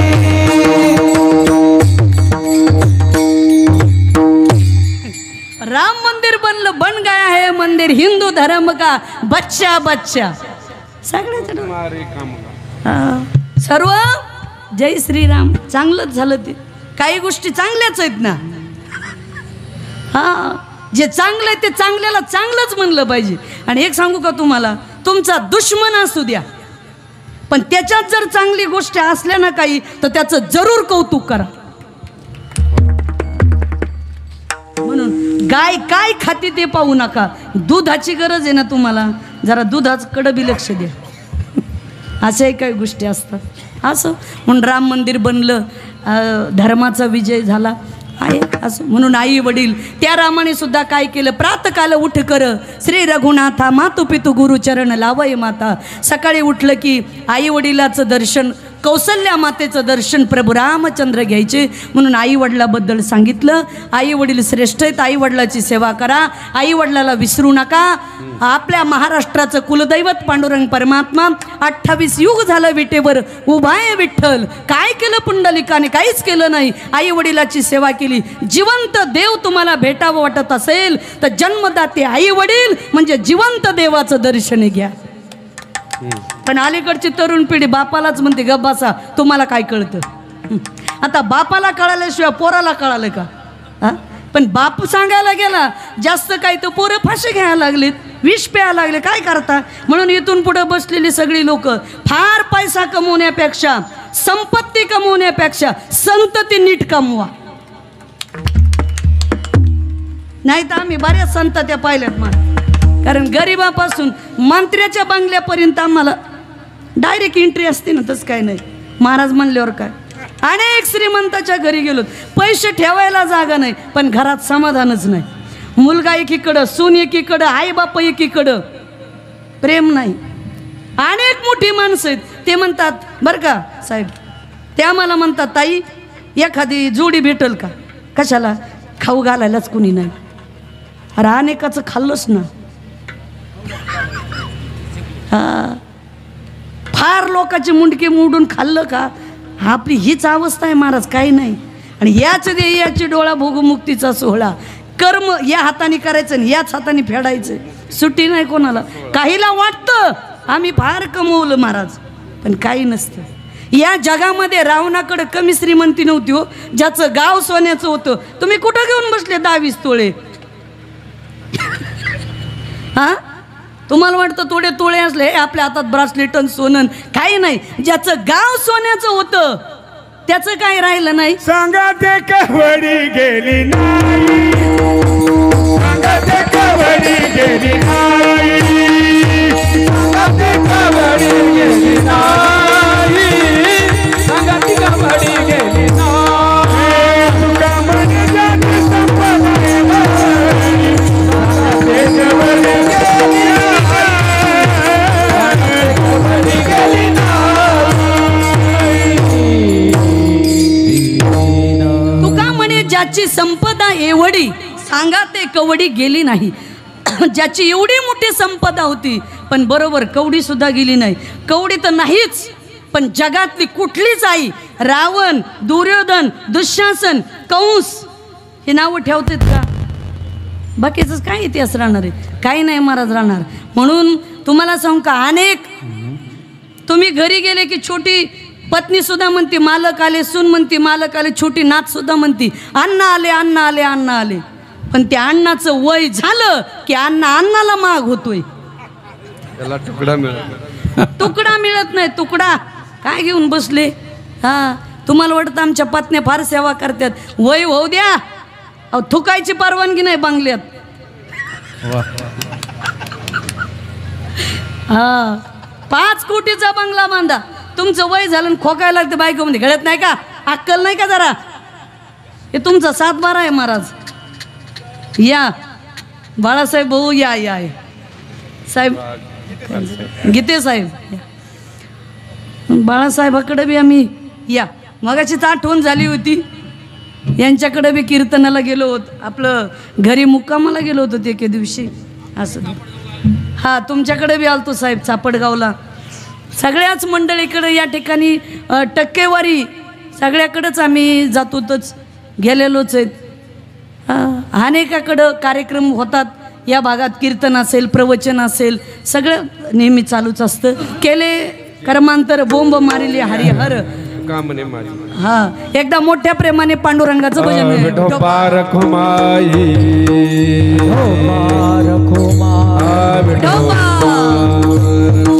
बाबड सर, बार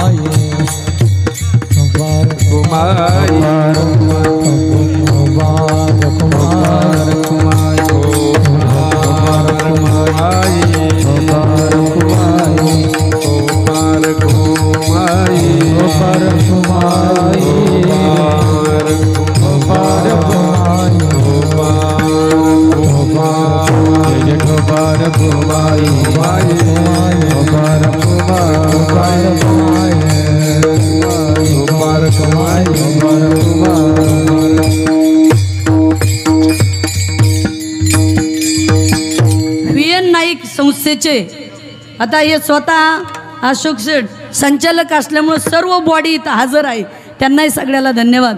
म्हणून शेवटी तुका म्हणे माझे 12 उतरले ओझे, सर्व ओझं माझं उतरलं, माझे झाले गया वर्जन, फिटेले पितराचे ऋण. पुन्हा एकदा तात्यांना या ठिकाणी आपण भावपूर्ण आदरांजली वाहू आणि जिथे कुठे ते असतील त्यांना नक्कीच चांगली परमेश्वराने जागा दिली असेल. अशोक शेठ आपले सगळे भाऊ, तुम्ही सगळेजण असेच एकत्रित राहा आणि भगवंताचा आशीर्वाद तुमच्या सगळ्याच्या पाठीशी नक्की राहिल्याशिवाय राहणार नाही. आणि या ठिकाणी जमलेले आप्तेष्ट नातेवाईक पाहुणे सगळ्याला सुद्धा मनापासून धन्यवाद. मोठ्या प्रेमाने भजन करूया. ज्ञानेश्वर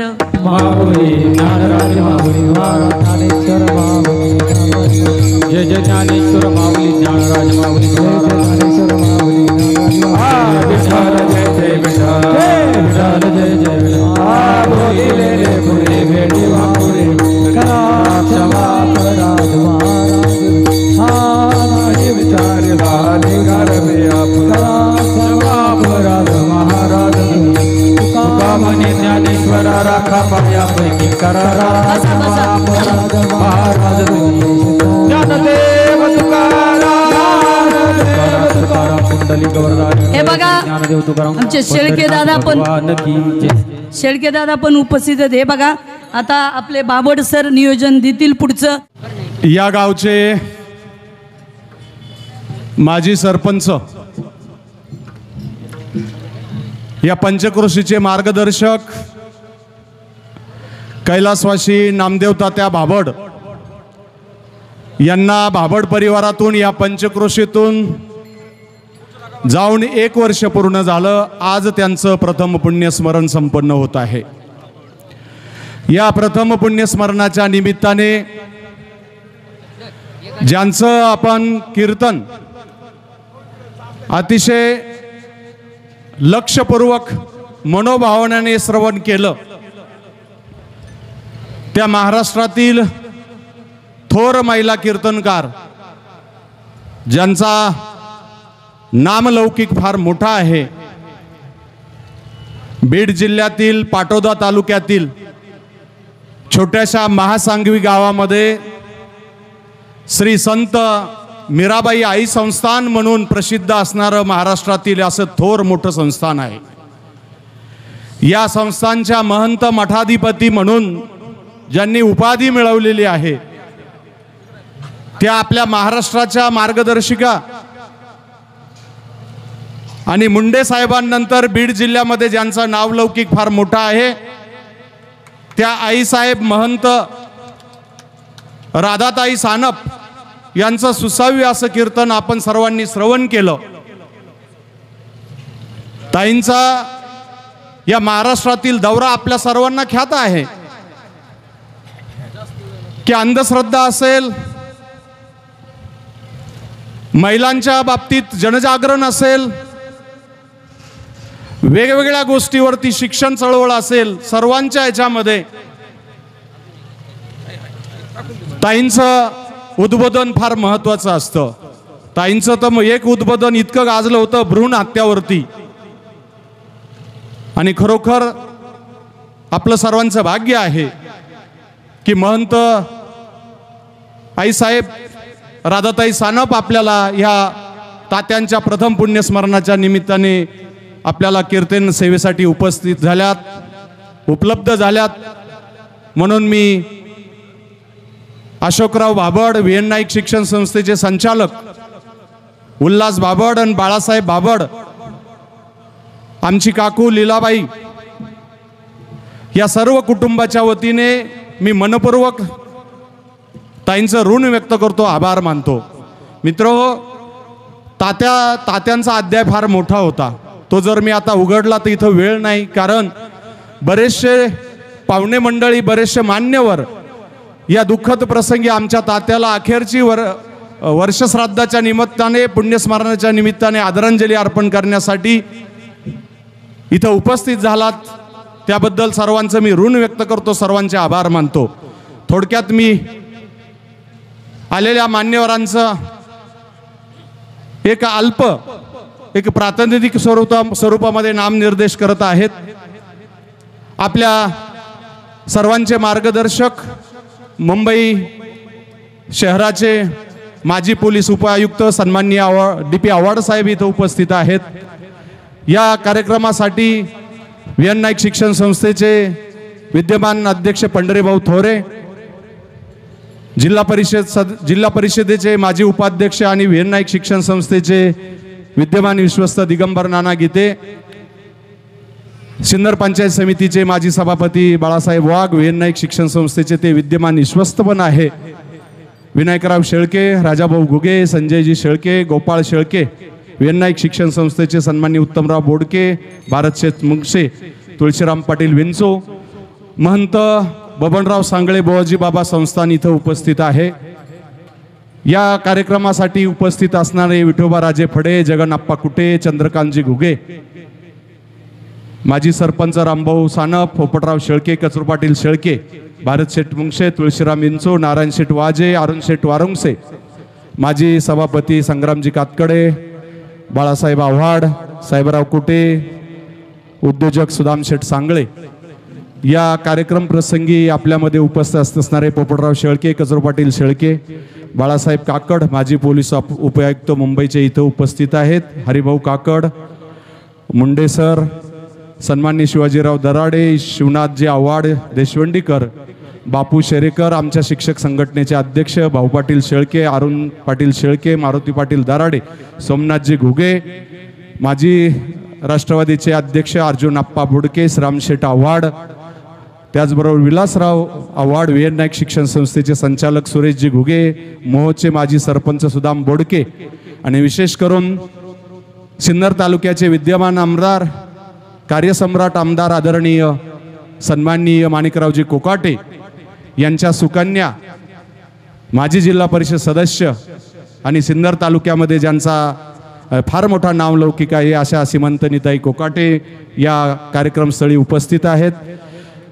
व्ही.एन. नाईक शिक्षण संस्थेचे माजी संचालक बाळासाहेब चकोर, सोमनाथ आव्हाड दापूरचे सरपंच, नळवाडीचे भीमराज दराडे, आमचे कराड माऊली उपस्थित आहे, पी.जी. आव्हाड साहेब आहे, गणेशजी घुले आहे, रमेश काकड आहे, सुरेश दादा कातकडे आहेत, सुभाषराव गीते आहे, भगवान पाटील इलग इथं उपस्थित झालेले आहेत.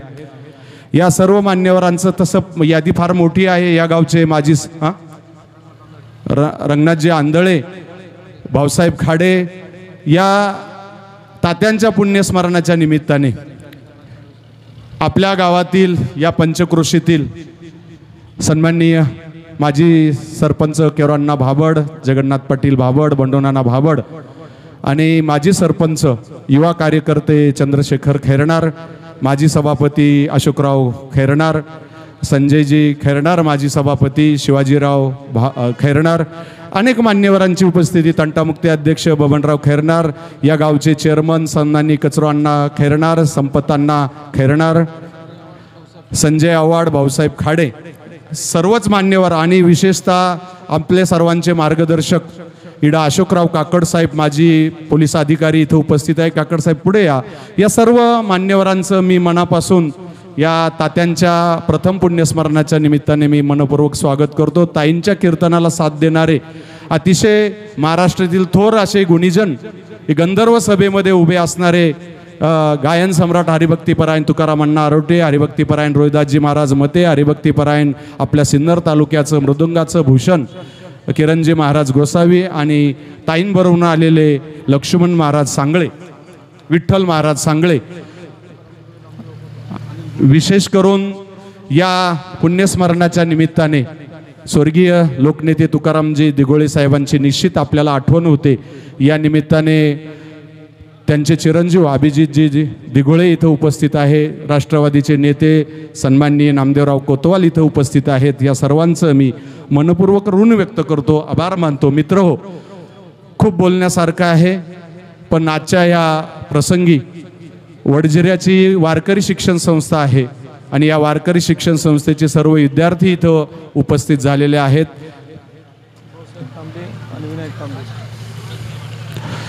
बेलगाववरून आलेले आमचे मित्र बाळासाहेब ओके आव्हाड इथं उपस्थित आहेत.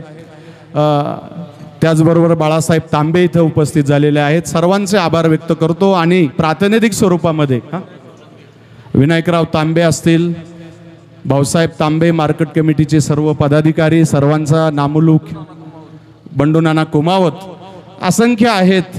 हे अशोकरावचं जाणं येणं, त्याच्यामुळे सर्वांचं येणं इथं या आमच्या तात्याच्या पुण्यस्मरणाच्या निमित्ताने झालेलं आहेत. मी प्रातिनिधिक स्वरूपामध्ये काही मान्यवरांना माईकवरती तात्यांना आदरांजली अर्पण करण्यासाठी आमंत्रित करत आहेत. सन्माननीय जगनशेठ खैरनार यांना विनंती आहे की आपण थोडक्यात या पंचक्रोशीच्या माध्यमातून आपण आदरांजली अर्पण करायची आहे. वक्त्यांना मी विनंती करतो, वेळ खूप झाला आहे, थोडक्यात आपले विचार व्यक्त करा.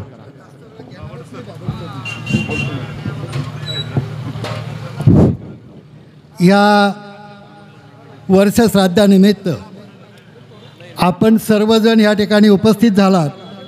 आणि ताई, खरं सांगितलं पाहिजे बरं का, तुम्हाला वारकरी संप्रदायामध्ये जेवढं तुमचं मोठं नाव आहे महाराष्ट्रामध्ये, तेवढे महाराष्ट्रातील ह्या ठिकाणी नाशिक जिल्ह्यातील सगळे राजकीय पुढारी येऊन आपलं कीर्तन ऐकतात. याच्या एवढा भाग्यक्षण आपला कुठंच नाही. याचं कारण असं आहे का वारकरी संप्रदायामध्ये आपण नुसतं तपश्चर्या करून भागत नाही, किंवा ब्रह्मचारी हा शब्द देखील आपल्याला अपुरा पडतो. कारण सांगवी या ठिकाणी आपण एक मठाधिपती आहात आणि वारकरी संप्रदायाची ताकद अशी आहे का खरं ज्ञानाचं भांडार आपल्याकडून खोलण्याचं काम आपण 1.5 तासात केलं. कारण कीर्तनामध्ये कधी अशी अवस्था असती, 2 मुखे एक बोलेच ना. कारण आता त्या ठिकाणी मते आणि तुमचे आरोटे होते आणि किरण होते. कधी एक कीर्तनात कधी झोपा घेतात, पण आपल्या कीर्तनात झोपा घेण्यापेक्षा लोकांना ज्ञानाचं भांडार देण्याचं काम केलं आहे, म्हणून तुमचे पहिले या ठिकाणी आभार मानतो. आणि तात्यांच्या बाबतीत बोललं पाहिजे. फक्त मी 3 मिनटाचं तात्यांचा एक दृष्टांत सांगतो. तात्या हे विडी कामगार होते आणि त्यांची धर्मपत्नी लीलाबाई ह्या शेती व्यवसायामध्ये काम करीत असताना त्यांची 3 मुलं, 1 मुलगी त्यांची तात्या हयात असतानाच वारली, जावाई वारले. ते एवढंच सगळ्यात मोठं दुःख आहे. आणि तात्या जाण्याने त्या कुटुंबाने खऱ्या अर्थाने 11 वर्ष त्या 3ही मुलांनी सेवा केली त्यांना. कारण गॅस लागायचा आणि त्या आजारपणाच्या याच्यामध्ये, कारण तात्यांच्या धर्मपत्नीनं पाझर तलावाच्या नळवाडीच्या पाझर तलावात ह्या 3-4 काम केलेलं आहे. म्हणून तात्यांची परिस्थिती त्या काळात विडी कामगार असताना विडी कामगाराच्या याच्यामध्ये ज्ञानाचं भांडार खोलण्याचं काम त्या काळामध्ये त्यांनी केलं. आणि अशोकला जी आज संधी मिळाली, खरी तात्याची पुण्य आहे. कारण तात्याने ह्या तालुक्यामध्ये जिल्ह्यामध्ये आपला वचक ठेवला आणि एक त्यांच्याजवळ प्रामाणिक गुण होता. कधीही ज्याच्याबरोबर गेलं त्याच्याबरोबर राहायचं किंवा त्याला कुठेही जागा द्यायचा नाही. म्हणून अशोकराव, तुम्हाला जी या VN शिक्षण संस्थेला जी पुण्याई भेटली ती खऱ्या अर्थाने तात्याची. आणि 11 वर्ष तुमच्या 3ही भावांनी, तुमच्या 3ही बी त्यांच्या सुनांनी, त्यांच्या धर्मपत्नीनं खऱ्या अर्थाने 11 वर्ष गॅसवर असताना तात्याला कुठेही दुःखामध्ये ठेवलं नाही. तात्याचा स्वभाव असा की ज्ञानाचं भांडार कुठेही खोलावं आणि ज्ञानदान करणारा माणूस होता. म्हणून तात्याच्या जाण्याने तुम्हाला, मलाच काय, परंतु सर्व परिसराला दुःख आहे.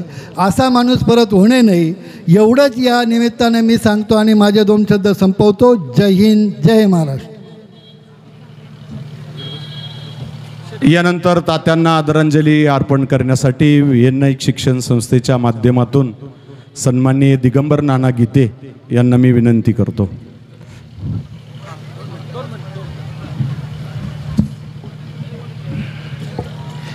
अशोकराव उल्हास आणि बाळासाहेब यांचे पिताश्री नामदेव तात्या भाबड यांच्या वर्षश्राद्धाकरता उपस्थित बंधूंनो, या ठिकाणी खऱ्या अर्थानं नामदेव तात्यांनी जे काही आयुष्यामध्ये अत्यंत कष्टमय जीवन जगले, कष्टमय जीवन जगून या गावचं सरपंचपद भूषवलं. तसं जर म्हटलं ताईसाहेब, आमच्याकडं प्रत्येक जिल्ह्यामध्ये प्रत्येक गावात सानप आहे आणि सानप मंडळी कर्तृत्वानंच आहे. आता चासमध्ये सानप आहे का नाही मला माहीत नाही, आहे त्या बाई एक का होईना, आमच्याकडे 100% गावं काही काय आहे, पण एक तरी सानपंचगर आहेच. म्हणून खऱ्या अर्थानं तुम्हीसुद्धा इतकं मोठं काम या अध्यात्माच्या माध्यमातून वारकरी संप्रदायाचं करताय. बीड जिल्हा दुष्काळी आहे, पाटोदा तालुक्यात पाणी नाही, पण आपल्यासारख्या पाणीदार कीर्तनकार त्या मराठवाड्यानं आम्हाला दिल्या. आमच्या गोदाकाठला सुद्धा मी 3-4 कार्यक्रम तुमचे ऐकले. मनापासून खऱ्या अर्थानं आपल्याला धन्यवाद देतो. साससुद्धा गाव तालुक्याच्या राजकारणावर कायम अंकुश ठेवणारं हे गाव आहे. इथं आमचे जगनराव पाटील बसले, भाबड बंडूनाना बसले, आणि त्याच्यात हा अशोक तर अजून अष्टपैलू आहे. कधी कधी या दोघांच्या डोक्यावर हात ठेवून अजून पुढं जातो असा हा कलाकार आहे. खऱ्या अर्थाने हे संस्कार जे घडवले ते नामदेव तात्यांनी घडवले, कुटुंब पुढं नेण्यासाठी मोठं योगदान दिलं. या चाचच्या राजकीय सामाजिक धार्मिक कामामध्ये अग्रेसर असणारं हे कुटुंब, या कुटुंबामध्ये तात्यांनी खऱ्या अर्थाने हे माणसं जपले, सगळं गावाला मोठं योगदान दिलं. या ठिकाणी मी अधिक वेळ घ्यायचा नाही. आमच्या गोदाकाठच्या वतीनं, सायकेडा पंचकृषीच्या वतीनं, क्रांतीवीर वसंतराव नाईक शिक्षण संस्थेच्या वतीने, भारतीय राष्ट्रीय काँग्रेस पक्षाच्या वतीनं तात्यांना भावपूर्ण श्रद्धांजली अर्पण करतो. संगमनेर मार्केट कमिटीचे संचालक अनिलजी घुगे उपस्थित आहेत. मी भगवान पाटील इलग यांना विनंती करतो की आपण थोडक्यात आदरांजली अर्पण करायची आहे. सुरेशदादा कातकडे उपस्थित आहेत.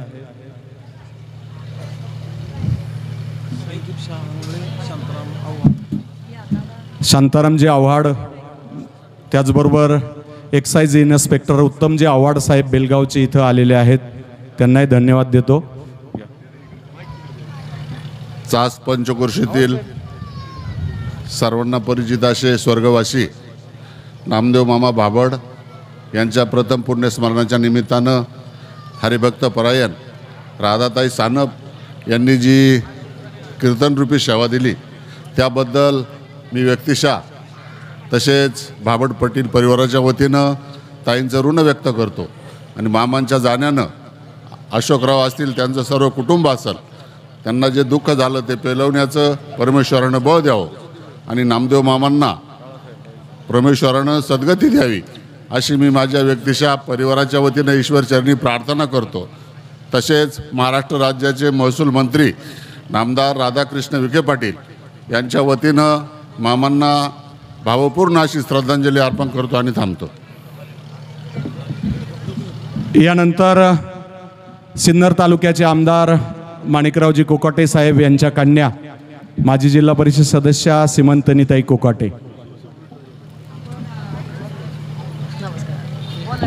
उपस्थित शोकाकुल बंधू भगिनींनो, आमचे ज्येष्ठ सहकारी अशोक काका, उल्हास काका आणि बाळासाहेब काका यांचे वडील नामदेव बाबा यांना आज आपल्यातनं जाऊन 1 वर्ष झाला.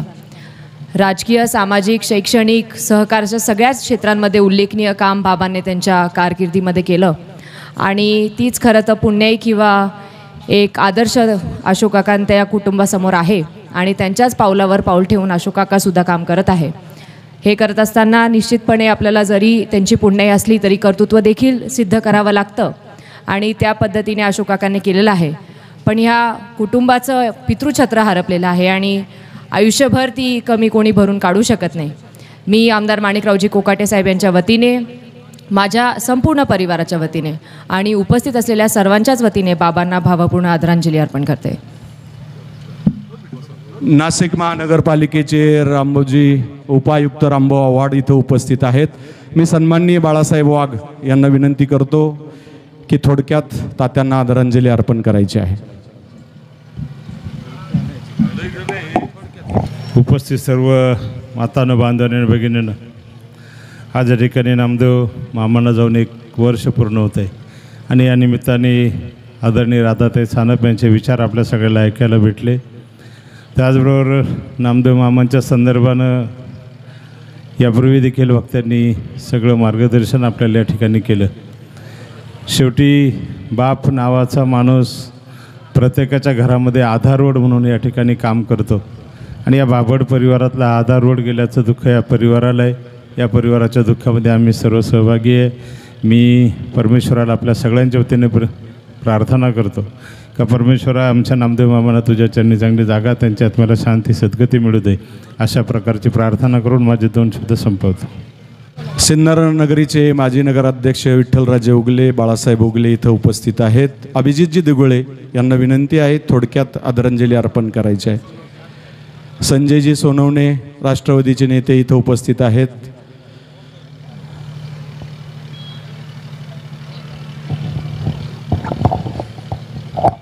आई जर घराचं छप्पर असेल तर बाप हा अख्खा आभाळ असतो आणि हे आभाळ जेव्हा जातं आपल्या डोक्यावरून त्यावेळेस काय परिस्थिती होते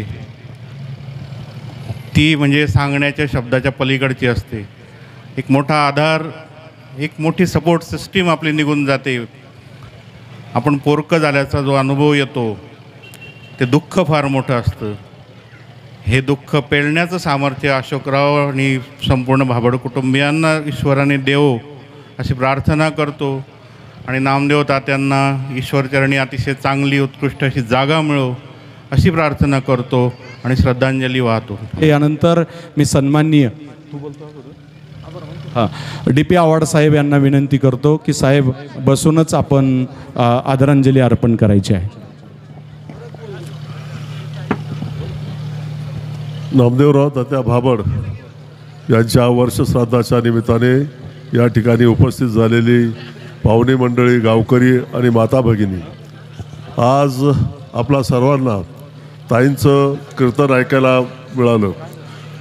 ती मराठवाड्याची जी मंडळी, या मराठवाड्यामध्ये अनेक अशी रत्न आहेत. मी 1982 साली जेव्हा मुंबईला होतो तेव्हा मराठवाड्यातली काही विद्यार्थी मुलं आली होती आणि त्यांनी सांगितलं साहेब ते डॉक्टर लोक आहेत, त्यांना एक कुठंतरी गेट टुगेदर घ्यायचं आहे आणि त्याकरता आम्हाला थोडीशी सोय करा. आणि मी सांगितलं तुमचं गेट टुगेदर म्हणजे काय, तर मला सांगितलं फक्त आम्ही येणार, एकमेकाची भेट घेणार आणि नंतर चहा पाणी घेऊन जाणार. बोललो तो बाकीचं तुम्ही सांगू नका, तुम्ही मुलं किती सांगा. तर त्यावेळी जेव्हा आम्ही भरवलं तो त्यांचं एअर इंडियामध्ये मीटिंग, तो मला असं लक्षात आलं की जवळ 70-80 जे लोक होते मुलं मुली, त्यातले जवळ 70% लोक हे मराठवाड्यातलेच डॉक्टर्स होते, बाकी नाशिक जिल्ह्यातले इतर ते होते. व याचा अर्थ हे हिरे लोक जे जन्माला आले ते सगळे बहुतेक करून मराठवाड्यात आले. जसे मुंडे साहेब असतील, प्रमोद महाजन जे असतील किंवा तुमचे ते कीर्तनकार जे आहेत आणखी ते अत्यंत महत्त्वाचे गाजलेले ते असतील किंवा ताई असतील. तर अशा तऱ्हेनं या ठिकाणी आपल्याला हा सगळा सुश्राव्य कार्यक्रम ऐकायला मिळाला. तात्यांना जाऊन 1 वर्ष झाले. या कुटुंबाचे आमचे तसे सामाजिक संबंध आहेत. मी यांना अनेक वेळा भेटलो आहे आणि त्यांचं बोलणं, चालणं, वागणं एखाद्या सरळ सज्जन अशा माणसासारखं असायचं. तर आता दुर्दैवाने मृत्यू हा कोणालाच टाळता येत नाही.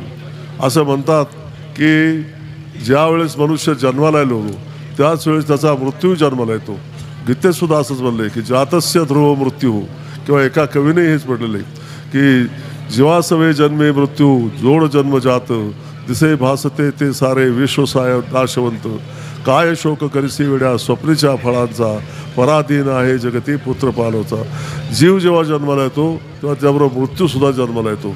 या जगामध्ये जन्माला आलेला प्रत्येक प्राणी, मग तो जलाशयामध्ये संचार करणारे बेडूक असो, मासे असोत, त्यात सुसरी असोत, बगरे असोत, किंवा आकाशामध्ये भ्रमण करणारे पक्षीराज, कावळे, बगळे, गिधडं हे असोत, किंवा पृथ्वी तलावर तुमच्या आमच्यासारखी चालणारी 2 पायाची माणसं किंवा 4 पायाचे चतुष्पाद असो, या सर्वांना जगाचा एक ना एक दिवस निरोप घ्यायचा आहे.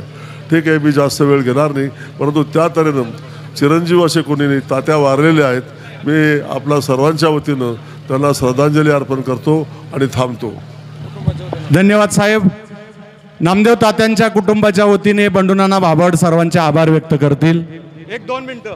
आपण सर्वजण राजकीय, सामाजिक, शैक्षणिक, सार्वजनिक, औद्योगिक सगळ्या क्षेत्रातली मंडळी या ठिकाणी अशोक भाबड आणि त्याच्या परिवाराच्या, आमच्या परिवाराच्या विनंतीला मान देऊन या तात्यांच्या प्रथम पुण्यस्मरणाच्या निमित्ताने या ठिकाणी उपस्थित झाला, त्याबद्दल मी आपल्या सर्वांचे या ठिकाणी मनापासून आभार व्यक्त करतो.